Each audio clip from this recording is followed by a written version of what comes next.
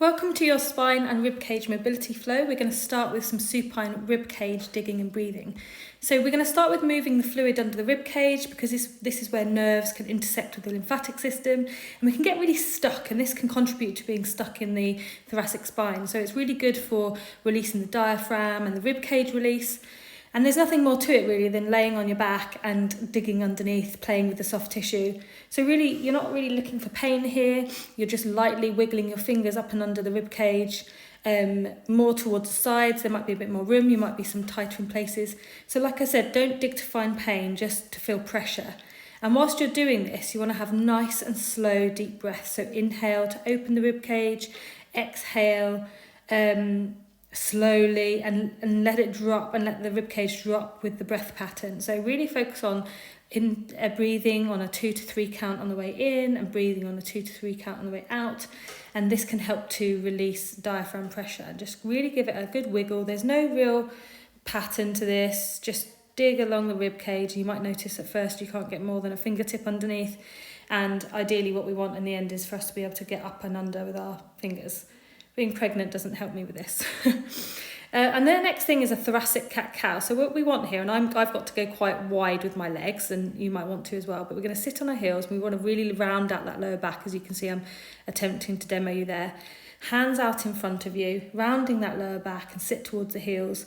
And we want the arms out in front. And what we're trying to do here is limit any movement from the lower back. So we really want all the movement to come from the upper back. And we're not bringing our shoulders towards our ears or anything like that. We're really just sort of protracting and retracting from the shoulder blades, really thinking about breathing out, in on the extension and out on the return and round. So breathing out here, exhale, rounding into the lower back, and then inhaling as we extend. Try to move only from the upper back, and the goal here is to move between the shoulder blades and really extend that rib cage. And we're going to do about 5 to 10 of these, depending on what feels good and how much time that you have. So really enjoy this movement pattern. Check that you're on your heels. If you really struggle to get onto your heels, you can put a pillow between your buttocks and your heels here to help you sort of get into that movement.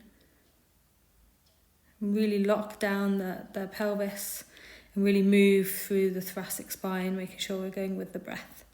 Once you've done that, we'll then move to a traditional cat-cow. So you want the hands to be underneath the shoulder blades, knees to be underneath the hips.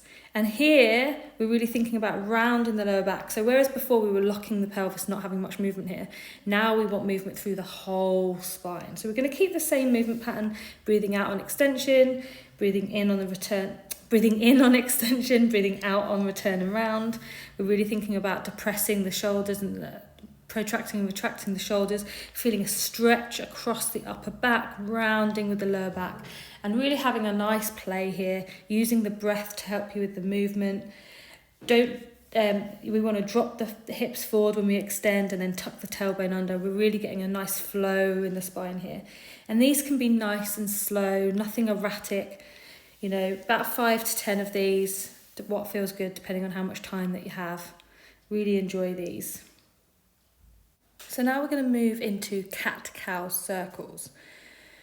So the next thing you'll see me doing is basically resetting the pelvis, resetting my hands, and then doing my cat-cow. So I am really rounding the back and really allowing my pelvis to move anteriorly and posteriorly.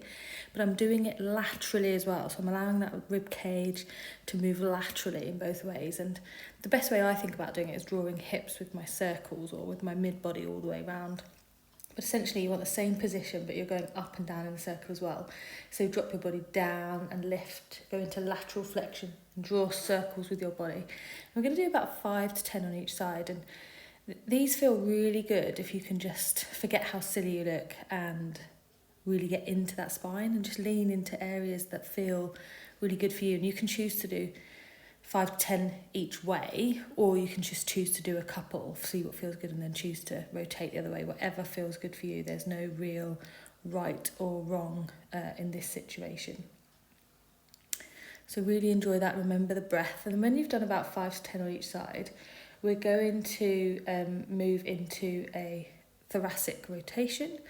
In child's pose. So come back into child's pose, feet on the heels, put those pillows underneath if you need to. Then we're going to have those elbows right underneath the shoulders, so they should be quite close to the knees. And then we're going to just open up on one side, put the hand on the head, and then we're going to essentially bring our arm up as far as we can without twisting the hips, and then lower down. And we're going to really think about breathing in as we open, which seems the wrong way, but it's not, because actually that helps you to expand the rib cage and help you increase the thoracic mobility there, because we do have muscles in the rib cage. So if we can use our breath to help with the expansion of the muscles in the rib cage, it helps with some immediate mobility release. So we can do the same on the other side. And what we're really trying to do here by being in child's pose is lock down those hips. So we're really just trying to make sure most of the movement comes from the upper back here. Now, being as I'm 26 weeks filming this, my belly is quite in the way. But it's even more important for me to do thoracic mobility, but a lot of riders complain of thoracic mobility complaints. So stay towards the heels if you feel yourself shifting forwards. Avoid using the lower back, and like I've said, you can use a pillow to put underneath your heels if you're not able to stay in that position. So we're going to do about 5 to 10 on each side of those as well.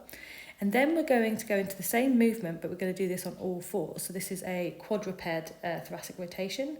So hands underneath the shoulders, and we're doing the same thoracic rotation. So trying to use the upper back and not the hips here. So what you see a lot of people do is just, oh, look how mobile I am, and the hips are completely splaying open.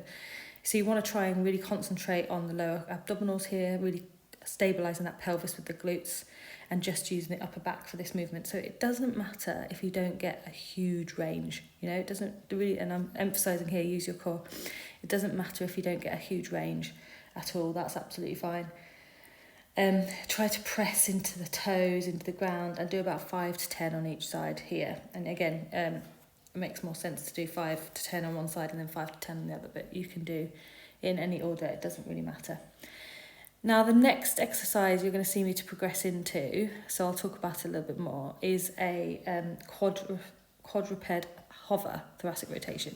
Now, these were quite challenging to film, one whilst pregnant, but they're quite challenging anyway. So only do these if you feel stable. Now, you can see a little bit of movement in my hips, and that's going to be normal. But what we're going to try to do here is this is integrating the core and integrating some pelvic stability. So you really want to try and focus the knees on staying as level as they can and the hips on staying as level as they can, breathing out on the arm coming up and in on the arm coming in. But 3 to 5 on each side, only if you can.